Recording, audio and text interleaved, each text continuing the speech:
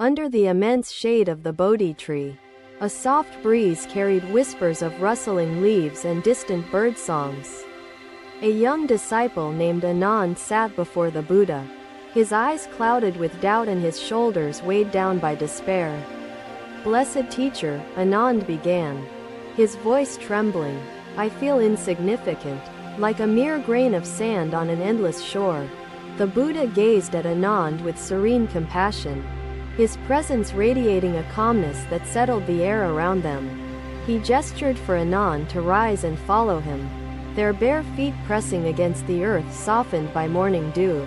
They walked in silence, the path winding through a grove of trees, where sunlight filtered through, casting patterns of light. Finally, the Buddha stopped beside a tree, its thick trunk steady and its branches stretching toward the heavens above. "Anand," the Buddha began, his voice gentle but firm, "do you see this tree standing tall, rooted firmly to the earth?" Anand nodded, his eyes tracing the contours of the tree, marveling at its strength, its resilience through changing seasons. The Buddha then led Anand further, to where a smaller tree stood, its thin branches barely holding sparse clusters of leaves. "Do you notice this tree as well, Anand?" the Buddha inquired, his gaze soft yet penetrating, like moonlight upon still water. "Yes, Blessed One," Anand replied. "This tree seems fragile, insignificant next to the grandeur of the other. It seems lesser." The Buddha turned toward Anand, his expression carrying the weight of wisdom and the lightness of unshaken truth. "Why do you believe this smaller tree laments its size or resents the towering presence of its neighbor?" he asked calmly. Anand hesitated, the question unearthing his assumptions, his beliefs, his quiet tendency to measure worth by standards not his own. "It does not," the Buddha continued, "for it understands this truth. It fulfills its purpose by being exactly what it is." I thought for a moment before answering. "The wheel slows, Master, and eventually comes to a halt." Anand listened intently, each word sinking deeply, touching a part of him that longed for understanding, for clarity, for peace. "Remove the heavy chains of comparison, for they bind your spirit and obscure the light of your true self," the Buddha said. He knelt and picked up a small, smooth pebble, handing it to Anand with a quiet gesture, a timeless act of teaching. "Take this pebble," the Buddha instructed, guiding Anand toward a pond where water reflected the boundless sky and passing clouds. "Gratitude," I repeated, tasting the word as though it carried within it a hidden remedy for my long-suffered ailment.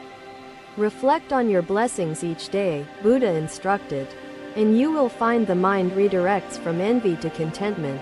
"Watch closely," the Buddha said, his voice calm yet rich with meaning, like the melody of a distant flute at twilight. "Even the smallest pebble creates ripples, Anand, influencing the vastness of the pond, touching corners unseen, impacting beyond its fall. Yet, do the roots cling to the soil, or do they simply grow?" he asked. "They grow," I answered, the analogy slowly sinking in, though its full meaning remained elusive. "Likewise," Buddha said, "your attachments are not natural growth. They are clinging, a grasping that binds you to the wheel." His words settled into the crevices of my soul, carving new spaces for thought, for reflection. "Master," I began again, "how can one release these attachments? The world pulls at me relentlessly, and I feel powerless to resist." Buddha closed his eyes for a moment, a deep stillness enveloping him, as though he were communing with the very essence of truth. When he spoke again, his voice carried the weight of that communion, every word a jewel polished by insight. "Imagine holding a flame in your hand, its heat burning your skin. What would you do?" he asked. "I would let it go," I replied without hesitation, the answer as instinctive as the act itself. "Then let go," Buddha said simply, his words carrying both simplicity and a depth I could barely grasp. "Your attachments are flames, illusions that burn and bind you. Anand sat among them, his heart no longer heavy, his mind no longer clouded by doubts of inadequacy and self-diminishment. The Buddha addressed the group, his voice resonating with the wisdom that had guided countless souls toward enlightenment and inner peace. Each of you is a lantern, he began, capable of illuminating the world, but only if you recognize and nurture your light. His gaze swept over his disciples, his presence both grounding and elevating, like a vast sky under which all things found space. Do not extinguish your light by comparing its glow to others, the Buddha said.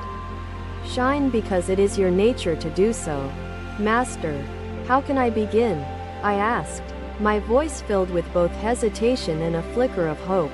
Begin by observing, he said, his tone patient yet firm, like a guide pointing the way to an unseen path. In that quiet grove under the Bodhi tree, the teachings of the Buddha flowed like a river, nourishing all who listened, and though seasons would change and years would pass, the lesson Anand learned that day would remain etched within him forever. I nodded, though the path ahead seemed shrouded in mist, its end invisible to my mortal eyes. Buddha rose, his movements deliberate, as though each step carried the weight of the teachings he embodied. He gestured for me to follow, leading me to a stream that babbled softly, its waters reflecting the dappled light of the forest canopy. Do you see this stream? He asked, his voice blending with the murmurs of the water. Yes, Master, I replied, entranced by the play of light and shadow upon the rippling surface. The stream flows not because it clings but because it lets go, moving with the current of life itself. Blessed Buddha, the merchant began, bowing low, his voice quivering, though I possess wealth and success, my spirit remains restless, uncertain. The Buddha regarded him with calm eyes, his gaze penetrating yet compassionate, as if seeing both the man and his turmoil. What is it that troubles you? The Buddha inquired, his voice gentle, carrying the weight of wisdom and the lightness of ease. When I look into the mirror, the merchant replied, I see a man consumed by doubt, never feeling truly whole or worthy. The Buddha nodded, a quiet understanding passing between them, and gestured toward the well at the heart of the village. Bring a jug of water from this well, the Buddha instructed, his voice as steady as the roots of ancient trees. The merchant obeyed, returning with a jug filled to the brim, its surface trembling slightly with each step he took. The Buddha took the jug and poured the water into a vessel riddled with cracks, watching it seep away into the ground. Do you see how this vessel cannot hold the water? The Buddha asked, his tone inviting reflection rather than demanding answers. The merchant nodded, confusion and curiosity mingling in his expression, as if sensing the lesson yet unable to fully grasp it. The mirror you gaze into, shaped by your fears and doubts, is like this flawed vessel, the Buddha explained calmly.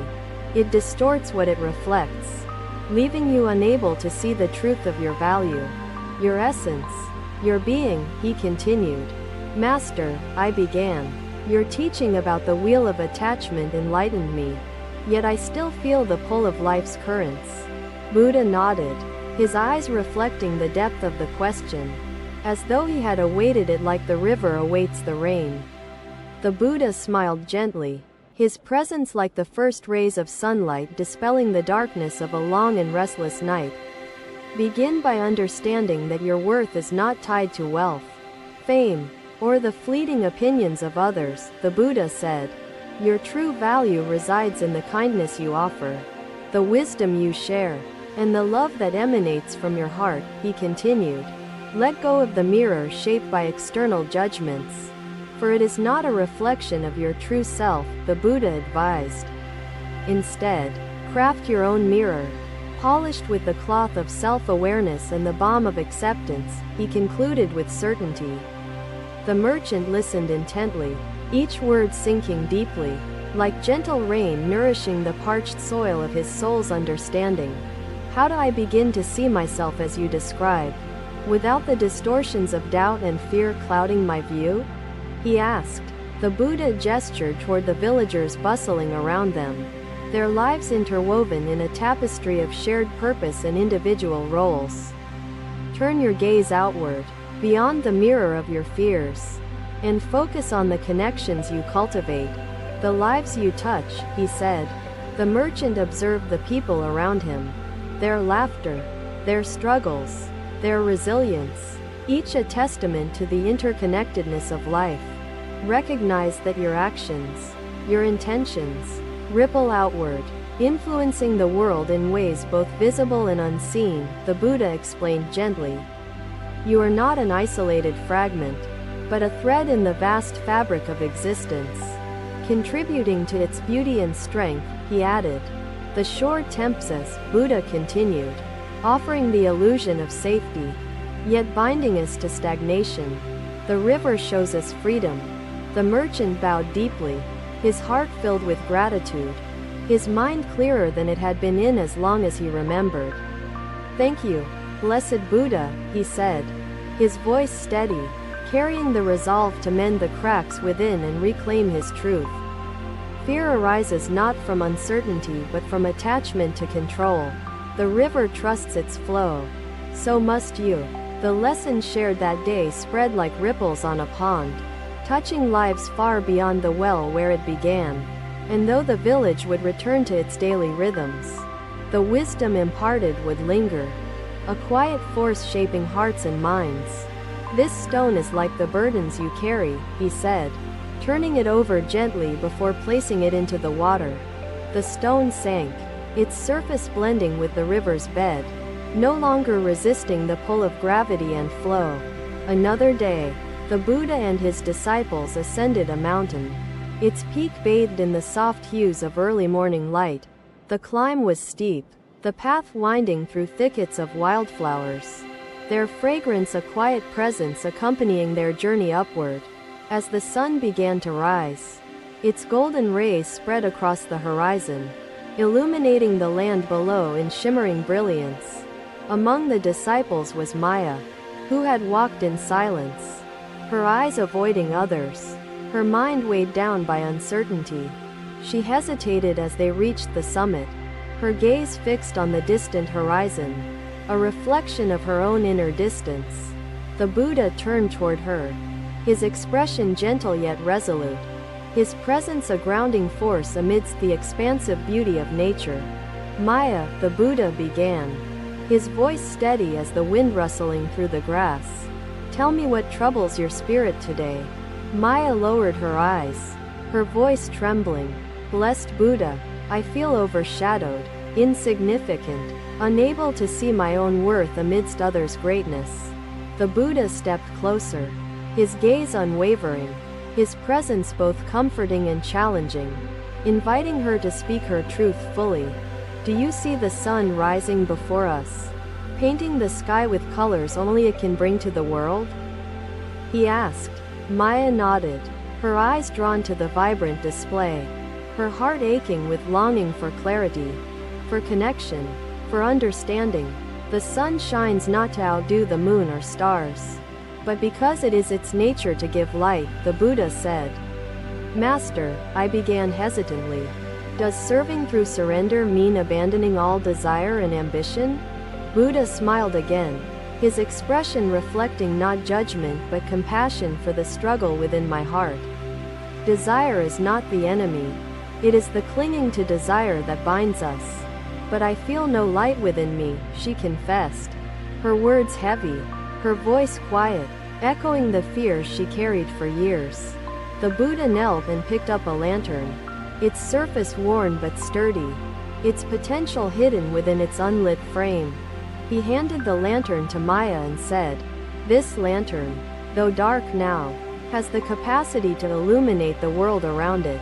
All it needs is a spark, an awakening, an understanding of the light it holds within its depths," the Buddha explained. Your spark lies in recognizing that you are enough, as you are, without need for validation or comparison, he added firmly. Maya gripped the lantern tightly, her heart beating faster, a faint flicker of hope igniting within her guarded thoughts. Do not seek to mimic the light of others, for your own radiance is unique, essential, and profoundly beautiful, the Buddha said. Turn inward, and you will find that the light you seek is not distant, but a part of your very being, he continued. Maya looked at the rising sun, its warmth touching her skin, its light reaching across the land, unwavering in its presence. How can I trust this light within me when shadows often seem stronger, darker, and closer than my own truth? She asked. The Buddha stepped closer to her and gestured toward the horizon where land met sky. A union of opposites creating harmony. Shadows exist because light exists.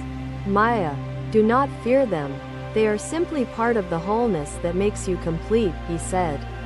Embrace both your light and your shadows, for together they create the balance, the fullness, of who you truly are, he continued. What do you believe binds you still? He asked, his voice soft yet commanding, inviting reflection. I hesitated before answering, unsure whether my thoughts could capture the elusive truth. Each of us is like this lantern, carrying light that can guide ourselves and others. If only we let it shine, he said. Trust your light, Maya, and let it guide your path. It will never falter, for it is your essence, he assured her. Maya turned toward the Buddha, her eyes reflecting the dawning sun, her spirit beginning to feel lighter, more anchored, more real. The other disciples gathered around, their presence creating a quiet unity, a shared commitment to living the truths the Buddha taught. The Buddha addressed them all, his voice carrying over the summit, like a mountain wind weaving its way through their hearts. Know that your value is not tied to comparisons, mirrors, or external shadows. It resides in the truth of who you are. Let your light shine without hesitation, without apology, illuminating your path and touching the lives of others along the way, he said. His words resonated deeply, stirring thoughts, feelings, memories within each disciple, shaping their understanding of themselves and the world. Maya felt a spark within her, not yet a flame, but strong enough to remind her that she had always carried it. As the sun reached its peak, casting warmth and brilliance across the mountain, the disciples began their descent, renewed and inspired. By understanding the flame, you master it. Awareness quells its hunger, and though the path may be steep or the summit distant, the lantern within each of us can light the way forward. Thank you for watching. Buddha's teachings are always with you. Subscribe to our channel and we will see you in the next video.